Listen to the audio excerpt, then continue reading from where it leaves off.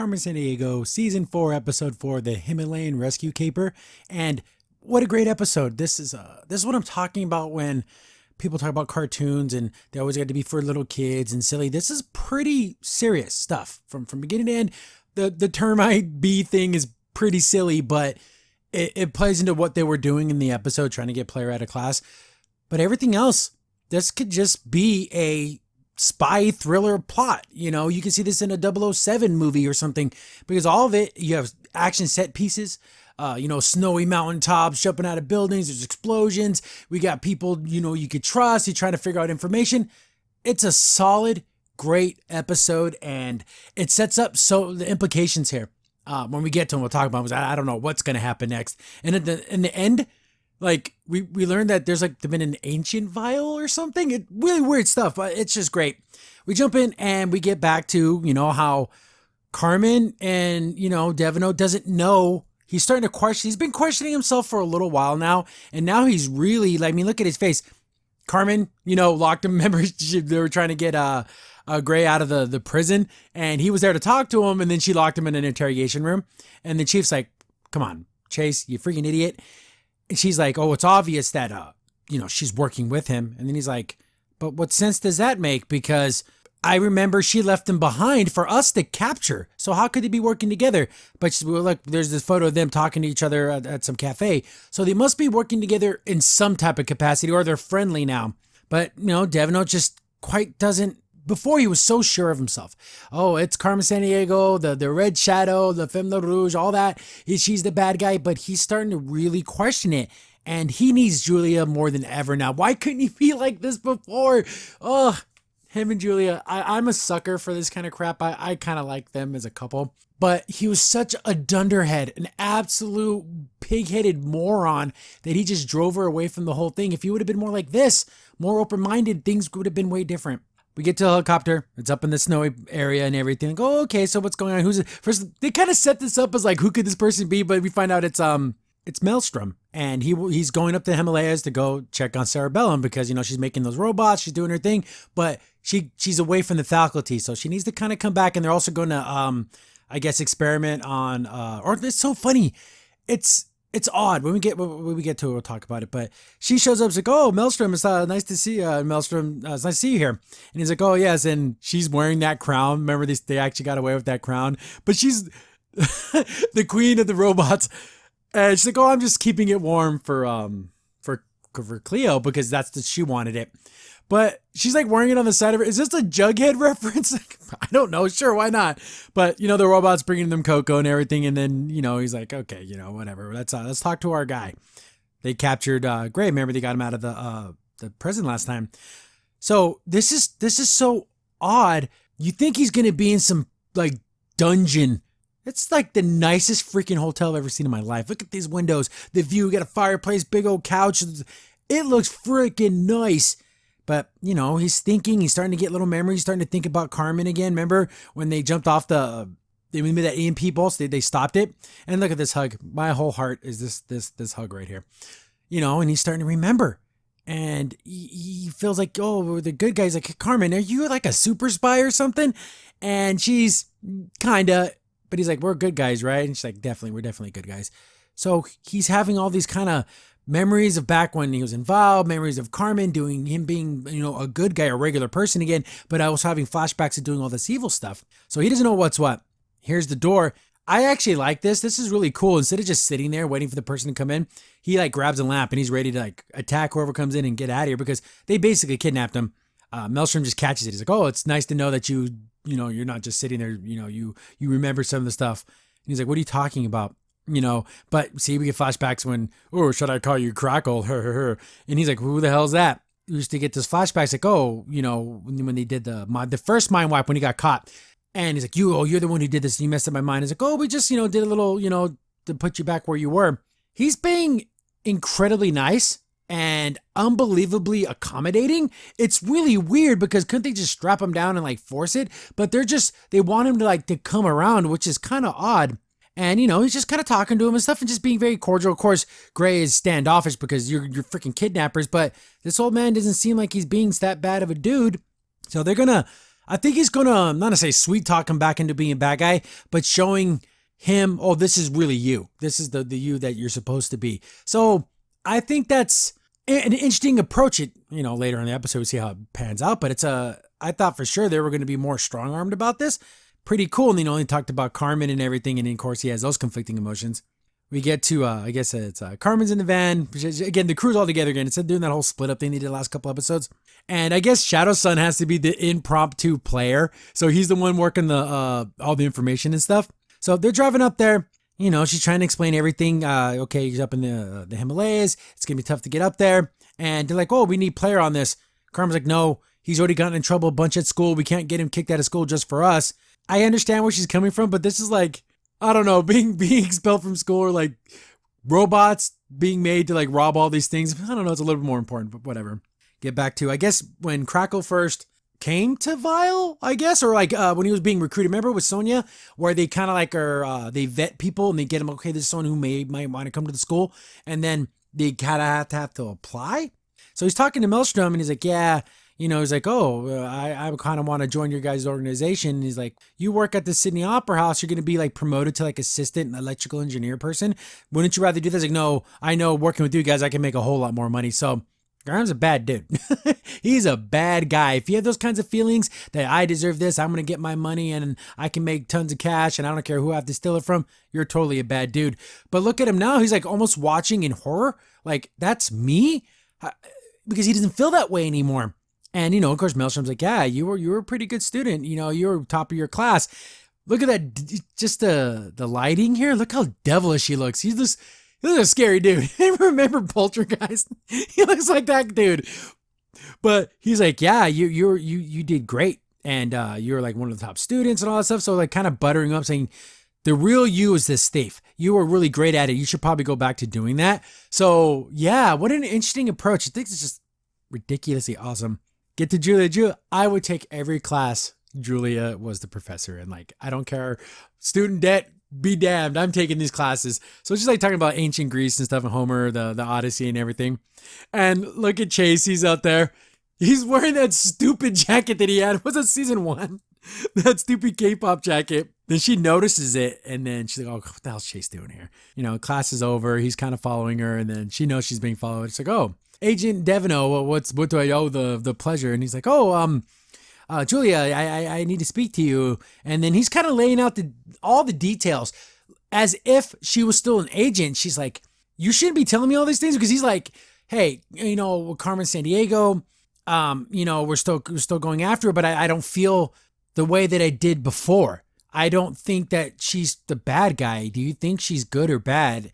And then Julia has that look of, what she had before, because she knows Carmen's a good guy. And even when he mentioned, she's like, is she okay? And he's like, of course she's okay. She's always freaking having us running around chasing her tails. But I need to know, is she good or bad? And you look at this, look at Chase.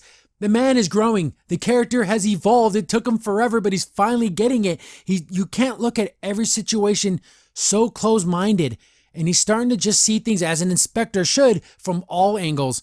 And Julia's like, that's such a tough question, because she did do bad things. She hacked Acme. She put that virus in there. She breaks the law, but to do good things, there's a lot going on here. She's like, hey, we can talk about this, but I have a lot of like, lectures and stuff I got to do for. So like next Friday we can talk. And there's Chase like, oh yeah, like he's excited. And then she kind of shuts the door on him. But look at her. She's concerned too, because she wanted to get away from that life, but I know she cares about Carmen, and I know she cares about the truth, and she cares about things being done correctly. I love Julia. She's a great character. Get back to Graham, and they're doing like ink block tests. And of course, the first one, it's obviously the faculty. And then, we see this one, and I'm like, oh, that's totally a black sheep. Look, it has like little ears and a mouth and everything. And then we get to the first episode. This is when, if you go back and watch my original review, I was not keen on this show one bit, because Carmen was kind of a snooty little jerk, kind of in a weird way. And it was like girl power and in your face. And like she grabs him, oh, that my code name's Black Sheep. Swap the genders here, and there was a guy doing this to like a younger girl. Everyone would have flipped their crap. Anyways, show got a million times better. Once Carmen became Carmen Sandiego, the show skyrocketed to being an amazing show. They start remembering that first mission they went on. Was he going to kill this dude? Or he seems like an old man, so that shock stick thing may or may not have killed him. But then Carmen stopped him. He's starting to think, well, what's going on here? Am I really this bad guy who did all these bad things? And Maelstrom, of course, being a manipulator, is like, there's no good or bad. It's how you see things. Everything's in a gray. She chose, because then Carmen left after that. He's like, Carmen was in the school with me. She chose her path. We choose our path, and there's no good or bad. We just go where our destiny takes us. Kind of, but I believe there is in fact good things and there's bad things. There's some stuff that lands in the middle, but robbing people and stuff is bad. They're not doing it for a good reason. They're not stealing things and then feeding the poor. There's no misconception about that. They're just bad people. You can think about it. If you want to rejoin us, that'd be great. And it's up to you. Being super accommodating. They're just kind of working them over. He walks out there and like Sarabelle's still wearing the crown. And she's like, oh, how did the ink block test go? It went pretty well. His psychological eval went great, just like how he was before. But there's still little doubts here and there in his mind. We're still working on them. Shadow Sun got her like a freaking giant high altitude jump jet thingy. And this is the kind of stuff you see like in the military. How did he get his hands on this? Who's flying this damn thing? Like they just did it for free. Or I'm assuming he paid the hell out of them. But this is like some heavy equipment. Because the only way to get to where they're going to go, they have to do a high altitude jump. That's where you have to wear like the mask and everything because the air is way too damn thin. And then we get her edutainment talking about how the Himalayas are this huge mountain range that covers all these different countries and how, Mount Everest being so tall and how it's really funny because down at the base, it's like tropical. But the higher you go, the colder it gets. Then, Carmen's like, hey, I got to get in there and you open your chute too high. You're going to be blown off your target. Too low and kasplat. So you got to do this just right. And then he's going to like talk her through it and everything. But, I like how Carmen, is just incredibly dangerous. She's willing to do it to save a friend. Get back to Player. He's in class. And this teacher guy, I like him because he's just trying to be a good teacher. Then Zach and Ivy break in and they're acting like bug inspector people. And of course, they never get their damn story straight. Oh, there's an infestation of bees. And one says like termites and like, oh, the termite bees. Oh, they got to make up something. Player, to like further the lie, he's like, oh man, it's all over the internet. And so he's saying like, oh, this is like an actual thing. It's nice. It's the silliest moment in the episode and it's only for a little bit, but I guess it makes sense. Look how beautiful this is. I love wide angled shots that just set the mood. Look how cool this is. Red light, ready to go. She suits up. And the animation here, I just love this action stuff. So 007. Jumps up there.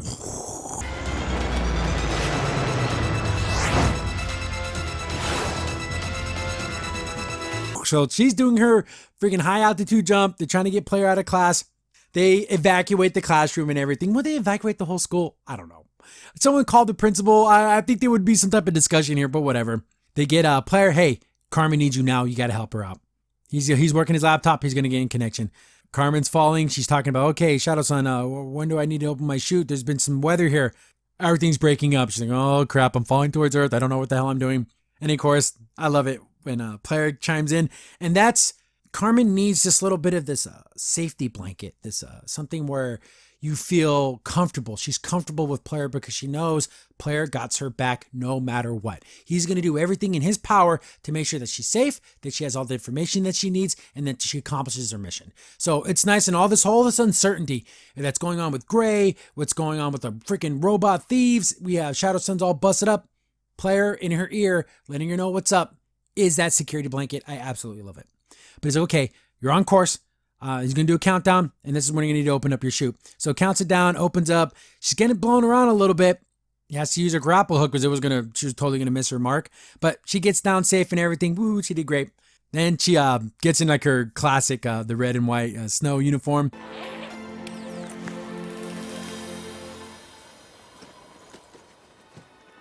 This is such a cool part. I love the integration of like music, especially classical music. They did it a couple times right in the series. And there's Maelstrom's listening to some music and it's playing into the episode. We got Graham's looking at old photos of the team that he was on and he has to make that decision. Do I just go back to my normal life? Because they're going to just, honestly, everyone out there, do you think if he would have chose, I want to go back to Sydney, I just want to be an electrician, would they have let him go back? I don't know, but maybe they would because they did it once. He even says that like we did it one time. I don't know. But the music's playing. We have guards outside. Carmen's trying to break her way in. And it keeps cutting back and forth between Maelstrom, Gray, Carmen, and all the music and everything's swelling. Everything's coming to the grand crescendo. I love it. It's great. Look, I don't know. At this moment, I thought, okay, he's going to choose to be good because if he cares about Carmen, that's a better life. Oh, I don't go be a thief or whatever. Be with this unbelievably amazing young woman who cares about you, and you can just be with her. That's a much better life. I don't know about you. I would give up all that stupid, I want to go rob things and shock people, or I'm going to be with this unbelievably beautiful woman who cares about me and is a good person and is kind and generous and all those wonderful things. Don't be an idiot. But she runs into a robot, but sneaks away just in time. But she just came in from the cold, so she's like dripping from the snow, from the water. And it almost hits the freaking robot, but Cerebellum calls him back. I'm like, oh, thank God, she totally dodged that. She's not going to be able to fight this damn robot. She's like, okay, I know I'm on the right track because I got these dang robots in here.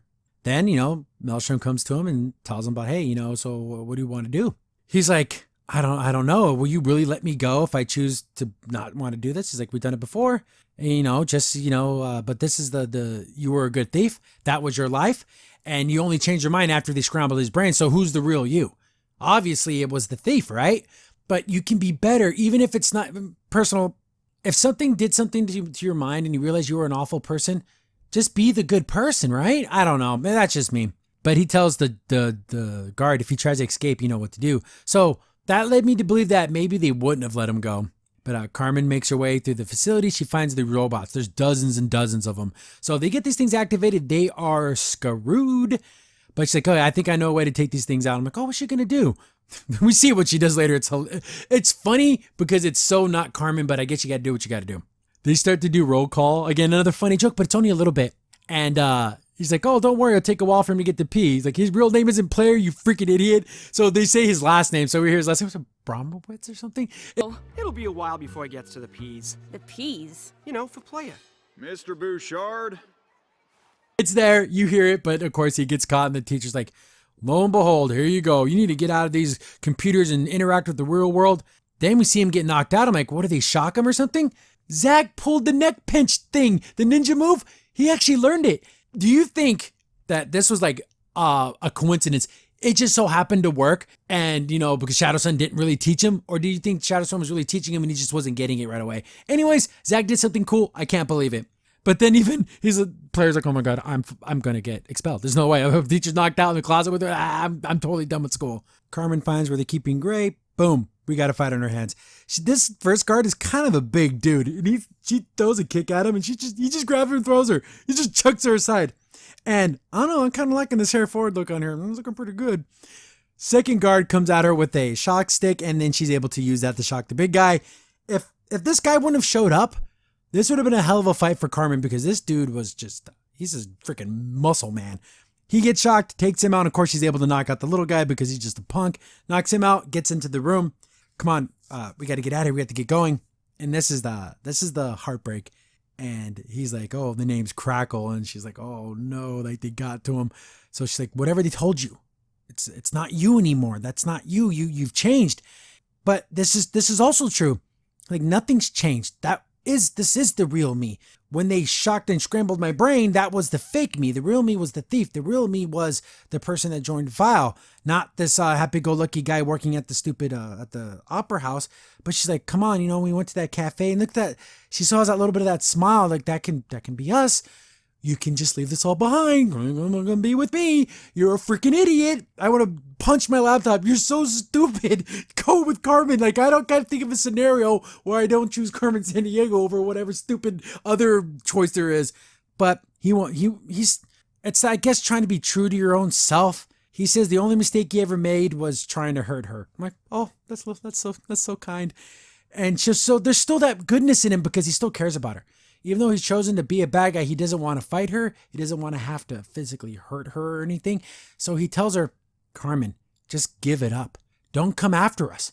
Don't put me in a position where I have to hurt you. You idiot, you idiot, you idiot. And look at Carmen's face. That's a heartbreak. That's a heartbreak face. Then she's like, well, I'm going to have to apologize because I ain't ever stopping until Vile's completely done. And I'm like, oh, at least she stood by her convictions, even though she cares about the guy. And they're like a perfect couple. But what's important is doing the right thing. No matter how much you care about someone, even if you love them with all your heart and soul, they're doing bad things. You cannot condone those bad things. You have to stop them. So she's like, yeah, and I thought of a way to stop you. I'm like, oh, she's like hitting a button. I'm like, oh my gosh, you're gonna like. First, I thought it was like gonna be like an electric magnetic pulse or something, or like something to fry the computers. She planted like a satchel of C4.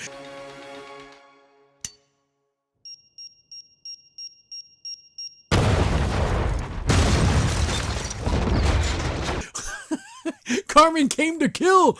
When's I can't think of a single time, any other time in the seasons, where she like just brought explosives. She just bring it. I'm gonna kill these guys. She's just a satchel, like a full blown like C4 satchel you have in freaking Black Ops or whatever. So she sets it off. Boom, blows up all those robots. Here's the thing: she might have destroyed those robots, but who's to say that there isn't the algorithms and the programs just to build more? I wish they would have done something to where there was like the master server or something down there and she destroyed all of it. But we get to this explosion. Look how cool this looks. That's a movie poster. Here it is. This right here, then on the left-hand side, Carmen Sandiego, the movie starring, and you have all the actors that are in it. And you just have this as a poster. And then, awesome. I love it. This is absolutely beautiful. Her hair's blowing in the wind. Looks fantastic. Then she's like, yeah, see you later. You know, I'm out of here now. She tried to give up on him. You freaking idiot. You stupid freaking idiot. Graham's the biggest dumb, stupid idiot in the world. Then we get the snow chase scene, another classic 007 spy thriller thing. Go Gadget freaking skis. This just come out of nowhere. Just come out of her boots. It's hilarious. Then Sarah Bill's like, oh, all my babies, they're all dead. And this is I love this scene. It's just great. My babies. Years of work destroyed. My crown. she doubled back to get the crown. That is absolutely hilarious. That is a boss move. So they lost everything. She tells the robot go after. Of course, the robot has skis too. And during this whole entire scene, I can only think of one thing. Feels like I'm wearing nothing at all. Nothing at all. Nothing at all. Stupid sexy Flanders! Stupid sexy Flanders. So she's skiing around trying to get away from it. Of course, Sarah Brown has like her rocket pack or whatever. But yeah, Carmen ain't no slouch. And all the animation during this is fantastic. It's a great action scene. Robots after, Sarah Bellum's after her, she crashes. And I do like the fact that she skis by her and like, you know, does the whole like, you know, he knocks snow on someone. And then the robot does it too, so she's even more buried. So Sarah Bellum's out of the chase, and it's just Carmen and the robot. They're going. We get some cool stuff. He smashed through a log. She stops short of a cliff. He falls off. Look how cool this is. I'm sorry, this is so freaking cool. Grabs her leg, starts pulling her towards the ledge. And here's the thing, the robot doesn't care if it dies, so it's gonna just try to pull her down. I'm surprised it didn't have like a shock thing to the claw. Carmen's holding on for dear life, and you can look at the sweat. She's barely holding on. She's tired. She's exhausted. This robot's got to weigh at least a couple 100 pounds, and we're worried. We don't know if she's gonna fall. We don't know if she's gonna be able to pull herself back up. Put your heroes in danger. Put them in uncertainty. We know it's a cartoon, the good guys win, but in this moment, I was like, oh my God, how is she gonna get out of this? Is she gonna fall? Is someone gonna come and save her? But she pulls out, because she still has that little torch, she's gonna try to cut the line. But this thing is made out of like, I don't know, probably carbon fiber infused polymers, and so it's not able to cut through there. It just yanks her down. So they're both gonna just plummet to the ground. I'm like, holy crap, she's gonna die. We see her hang glider pops out, like, oh thank goodness, Carmen saved. This thing hits the bottom. Look at this explosion. Damn, that guy was like nuclear powered or something. Look at her look back. Mission accomplished. Got rid of the robots. Got the crown back, but mission unaccomplished. Mission failure. Graham's still there. He chose bad. Look at that face. That's a face of, gotta leave him behind. Maelstrom walks up, seeing that you're still here, I guess you made your choice. And look at that face. Look at this face. These faces. You idiots belong together. Stupid idiots. We get back to Player, and he misses the school bus, but then there's Carmen sitting there, and she gives him that smile. I'm like, oh yay. Like I said earlier, Player is that constant. They go and get burgers. I would do anything to go get burgers with Carmen Sandiego. So they're gonna go get burgers, and they're talking and everything, but Player can tell Carmen's not doing too well. And he's like, hey, so, you know, you don't look that happy. And he's like, oh, well, how, she's trying to say something. Oh, how's school? It's like, oh, yeah, no more school for me. She's like, no, you got kicked out? He's like, no. After the bug scare, my parents got too scared for me to be in public school. They put me back in homeschool. So this whole plot of him going to school didn't even last that long. I thought it was kind of cool, but I guess they needed to figure out a way to like having to not have him constantly having to skip class and stuff. So I guess that's a good thing. But then, you know, but look at this face. And, you know, I like how Player is a good friend because some people would just ignore it. Oh, I don't know. I don't want to pry. Your friends, she came for a reason. Talk to your friends. Ask them how they're doing. Even if they give you a crappy answer, they know deep down inside you cared enough to at least ask. But she's like, I just needed to talk to my second longest friend because Gray would have been, you know, she knew him longer than she met him while she was still in Vile. And then, you know, he's there for her and she's there for him. Great. I love this. It's so sweet and it's kind and it's just wonderful. Carmen at least has this. And then she has that baseline. No matter what, I know Player has my back. And that's a great feeling to have that friend, you know, that got you. He'll do anything within his power to make sure that she's safe, that she's taken care of, that she has the tools and the information that she needs to accomplish her missions. So that's great. I love that. That was a nice, kind little moment for them. And it was a nice, I want to say not a small victory, but a good reminder to her heart that there are still people who care about you. Love that. Go to Turkey. I'm not going to even try to pronounce this because I'm awful with just regular names, let alone whatever, how do you say this? We get some, you know, Indiana Jones looking dudes, archaeologists. And they're like, oh, this ancient tomb, whatever, it opens up and you see a V. For Vile? Is this like an ancient Vile? Like Vile's been a thing forever? So that's interesting. I guess the ancient Vile. It made me think of Assassin's Creed. Knowing they keep going back in time through all the time periods is always the Assassins. But yeah, what a great episode. Tons of the implications. I guess Graham chose to be a bad guy. Carmen, you know, tried her best. She failed. She got back the crown. She stopped the robots, but she didn't get her friend back. Players back to normal. Zach did something cool. Only a couple little silly, funny parts, but the rest of it was solid spy thriller action cartoon. Some of the best. Again, I still have 4 more episodes, but yeah, I say this every time, but I have to buckle down and get these cartoon reviews out because I love them. I know you guys enjoy them. I enjoy all the conversation and the comments. Do you think Gray did the right thing? I know he didn't do the right thing, but in his mind, if you think about it, that's who I was before. I should go back to who I truly am. But you were given a second chance. How many people get that second chance to truly be something else? And not like in a superficial way, but to actually be a good person who does kind and generous things. Because all those kind things he did as much as they scrambled his brain, they couldn't have done it so much of it to make him literally into a good person without it actually being deep down inside of him. But yeah, I love all the comments, guys. Keep them going. Share the videos. All those things help with the algorithm. I love doing my cartoon reviews, and I love every single one of you guys who take the time to watch my videos and comment down below. It's great, and I'll catch you guys in the next episode. Just felt the need to connect with my other oldest friend from my school days. Don't worry, Red. I'm not going anywhere. I know.